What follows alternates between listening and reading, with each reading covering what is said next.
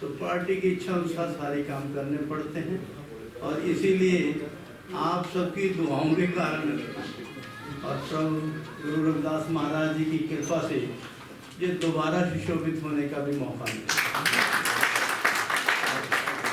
जैसे वो रिजाइन देने के बाद दोबारा जल्दी आओ, तो आप में से बहुत सारे साथी मेरे जो रोजाना कभी ना कभी फ़ोन करके कब आ रहे हो, कैसे आ रहे हो, अभी कुछ हो रहा है नहीं हो रहा है, ये सब आपकी चिंता थी। तो इसका मतलब है कि भी ये मैं विजय सांपलापुर नाम का व्यक्ति एक नहीं था, ये जो विश्व महापीठ हमारे गुरु रविदास महाराज जी की उसके सदस्यों की ताकत ही थी। और मुझे जो दायित्व पहले मिला, कोशिश मैंने की थी कि उसको बखूबी से निभाऊं और बहुत सारी जगह पे लोगों की आशाओं के अनुरूप भी काम करने का सौभाग्य भी प्राप्त हुआ, मगर सेटिस्फाइड तो यहाँ पे दुनिया में भगवान भी किसी को नहीं कर सकता। ये तो सब कुछ बात की बोली। तो अपनी तरफ से कोशिश कई की है और निर्णय की भी जो पॉलिसी मैटर के लिए समाज के लिए कहीं ना कहीं रुकावट थी, वो सारे काम करने की जड़ी उसको निभाया। मुझे याद है कि एक मेरे बड़े मित्र थे बैंक के, वो सीईओ थे और मैंने उस बैंक के वो एक हमारे कर्मचारी थे महाराष्ट्र से थे और उनकी प्रमोशन का विषय था, मगर बैंक ने उसकी आगे वाली वो पोस्ट ही खत्म कर दी। तो बैंक के अधिकारी को लगता था कि भी मैं विजय सांपला को पुराना जानता हूँ और इसलिए मैं उसमें से निकल कर उनका काम को हटा दूँ। मैंने कहा देखिए भाई, खाना भी खाओ, चाय भी पिलाऊंगा, खाना भी खिलाऊंगा, खिलाया भी। और बाद में कहा कि भाई ये तो काम आपको करना होगा क्योंकि ये हमारे समाज के, आपके साथ मेरी दोस्ती अच्छी होगी, मैं सभी ऑफिसरों को बैठ के खाना खिलाना, चाय पिलाना मेरा काम था, मगर उसमें जब मैं काम करता था तब मैं जो उसमें कहीं ढील मिल नहीं थी। एक बार तो हमारे बड़े साथी हैं मंजीर वाली जी, जो गुस्से हो गए मेरे से कि वो जो पार्टी के हमारी आए ऑफिसर उनको चाय पिला रहे हो, उनको खाना खिला रहे हो, हमें अंदर नहीं बुला रहे हो। मैंने कहा आपका काम, मैंने काम करना है, मैं क्या करता हूँ, मेरे रिश्ते किससे क्या है वो छोड़ दीजिए। मतलब जब मैंने उनकी कार्रवाई की तो वाली जी भी सेटिस्फाइड थे और वो मेरा दोस्त निराश था, और जो मेरा दोस्त था वो निराश था। मगर मैंने कहा कि देखिए दोस्ती अपनी जगह है, मेरा जिस दायित्व के लिए बैठा हूँ वो मेरा काम जो है वो मैंने करना है और इसके लिए मेरा कोई आपसे समझौता नहीं है। जब मैं इस स्वीट से उठकर बाहर जाऊंगा, घर में चले जाऊंगा, फिर मैं आपका दोस्त। तो ये एक नहीं, बहुत सारी ये मिसालें हैं मेरे पास, बहुत सारी होंगी। एम्स का भी है, राम मनोहर लोहिया का है और मेरा हेल्थ डिपार्टमेंट की। हाँ जी, देखिए वो मैं गिनाने लगूंगा तो बहुत लंबी लिस्ट है। मेरा सिर्फ इतना ही कहना है कि मैंने अपने दायित्व निभाने की कोशिश की है और कईयों में जैसे वाली को पहले लगता था कि मेरे साथ अन्याय हो रहा है, पहले लगता होगा, मगर बाद में कैसा ऐसा किसी को नहीं लगा होगा कि भी मेरे पास तो एक हरियाणा का केस आया, उसका कुछ नहीं बनता था, कोई पॉलिसी मैटर में नहीं आता था, तो मैंने उसको 10 मिनट बाहर बैठाया, तुम बाहर बैठो, अधिकारियों को बोला कि देखिए भाई इसका बनता कुछ नहीं, मुझे भी पता, मगर इसको कुछ ना कुछ देना है, बताओ क्या देते। तो कहते ठीक है जी, आप बताइए, इसकी रोजी रोटी का काम करना है। उन्होंने कहा हम इसको कॉन्ट्रैक्ट दे दें। मैंने कहा कितना कितना बचेगा? 1 लाख 1.5 लाख रुपये महीना बचेगा।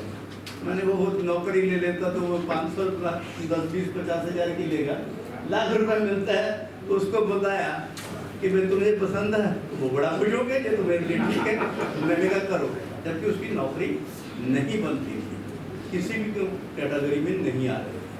तो ऐसे बहुत सारे केस थे, मुझे मालूम था कि ये मेरा नजायज फायदा ले रहा है, मेरे ही समाज के लोग, मुझे मालूम होने के बावजूद भी मैंने फिर भी उन्हें भी उनका कुछ नहीं बनते हुए तब भी उनके हितों के लिए काम करने की कोशिश की है। ऐसे बहुत सारे केस। एक केस आया था मेरे पास पंजाब का ही, कि जो जजेज होते हैं डिस्ट्रिक्ट कोर्ट में, सेशन जज तक, स्टेट गवर्नमेंट के एम्प्लॉइज,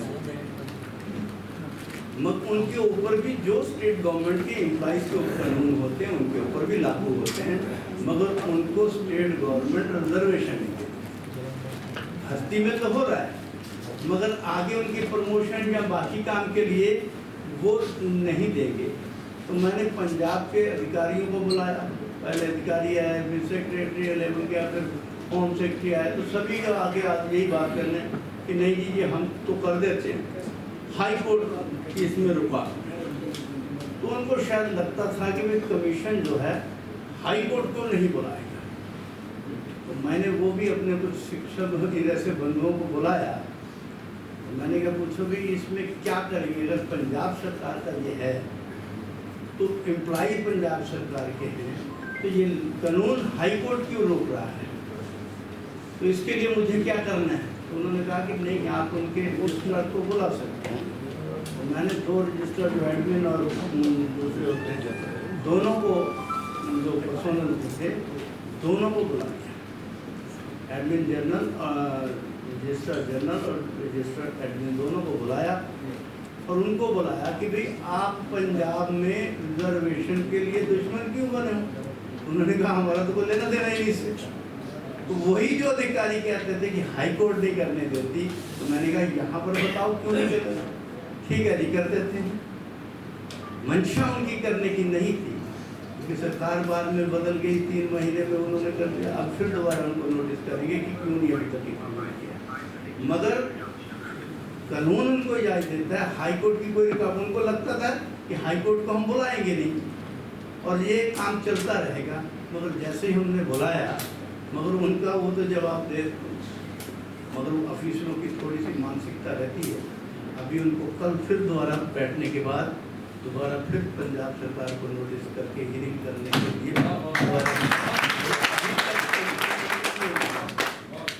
तो ये बहुत सारे हैं, मगर इसके साथ साथ कमीशन में काम करते हुए हमें आपके सहयोग की बहुत जरूरत है।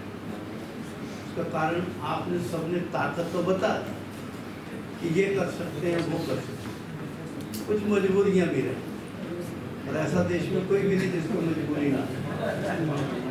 तो मजबूरियां भी रहती हैं।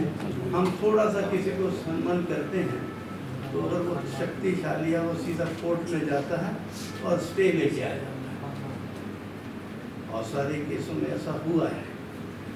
जैसे ही एक तो किसी को बुलाया, सिर्फ नोटिस ही किया, हाई कोर्ट से स्टे लेके आए।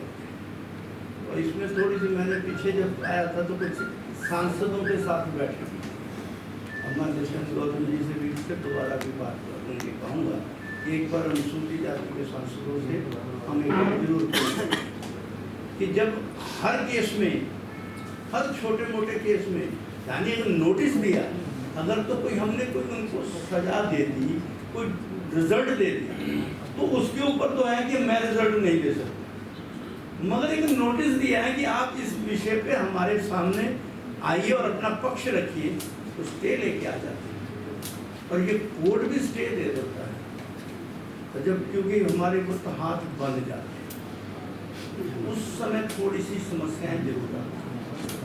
कई जगह पर तो कोर्ट ने कहा या फला ऑफिसर को नहीं बुला सकते, किसी ने कहा फला को नहीं बुला सकते, और जब हम सुनवाई करते हैं तो वो कहते हैं ये तो डिसीजन उनका है, हम तो नहीं कर सकते।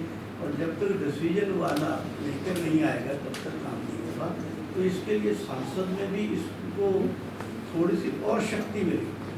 अगर हम मान लिया कि हम रिकमेंडरी अथॉरिटी है, मान सकते हैं, रिकमेंडेशन तो हमारी को उसकी मानता तो होनी चाहिए ना, कि अगर वो तथ्यों के ऊपर है तो फिर भी नहीं मानता तो फिर क्यों। फिर दूसरा, हर बात पे स्टे लेने से पहले कम से कम उनका हमारा पक्ष जरूर जानना चाहिए कि आपको इसकी क्यों जरूरत है। बाकी हम बता सकें कि यही दोषी है या नहीं दोषी है, ये डिसीजन रोककर ये बैठा है। अगर किसी के चेयरमैन को बोलेंगे तो कहेंगे नीचे वाला कहता है कि डिसीजन चेयरमैन ने करना है किसी भी डिपार्टमेंट के या उनके ऑफिसर ने करना है, तो बीच में कहते हैं कि नहीं आप इसको मत बुलाइए, आपको इन्वेस्टिगेशन करना है तो नीचे वालों से करना। तो ये थोड़ी सी समस्याएं आती हैं, ये मजबूरियाँ भी हैं और इनको थोड़ा सा करने के लिए आप सबकी ताकत भी चाहिए। और जब ये जनता की आवाज़ बनती है, क्योंकि यहाँ तो हम चाहे गुरु रविदास विश्व महापीठ के रविदासीय समाज से लोग संबंधित बैठे हैं, मगर ये जरूरत तो सामूहिक पूरे समूचे जो समाज की है और इसके लिए पूरे समूचे समाज में इसके लिए भी आवाज़ बने, ये जरूरी है। हमारे लिए कोई सुख सुविधाएँ मिले या ना मिले उसकी अलग हो सकती है, क्योंकि मैं तो पहले भी 1 साल रहा, मुझे घर ही नहीं मिला, अभी भी पता नहीं मिलेगा कि नहीं मिलेगा, ठीक है। अब मेरे लिए मेरी ज़रूरत घर लेना नहीं है, मेरी ज़रूरत मेरी इच्छा जो है आप सबके लिए सेवा करनी है और आप सबके हम छोटी जगह में भी समा सकते हैं। हमें तो संघ वालों ने सिखाया 2.5 फुट का बिस्तर चाहिए, नीचे बिछाया और काम सो गया, काम चलेगा, इसलिए हमें वो ज़्यादा ज़रूरत, हमारी सुख सुविधाओं की चिंता नहीं, मगर जो समाज के लिए काम करने के लिए रास्ते में रुकावट आती हैं उन सबको दूर करने में आप सबके सहयोग की ज़रूरत है। आप सब ने मेरा इतना बड़ा मान सम्मान मेरा बढ़ाया और ये मान सम्मान पार्टी का बढ़ा, ये मान सम्मान रविदासीय समाज का बढ़ा, इसमें आप सब ने मोहर लगाई और साथ साथ में आप सबका स्नेह मुझे मिलता रहे।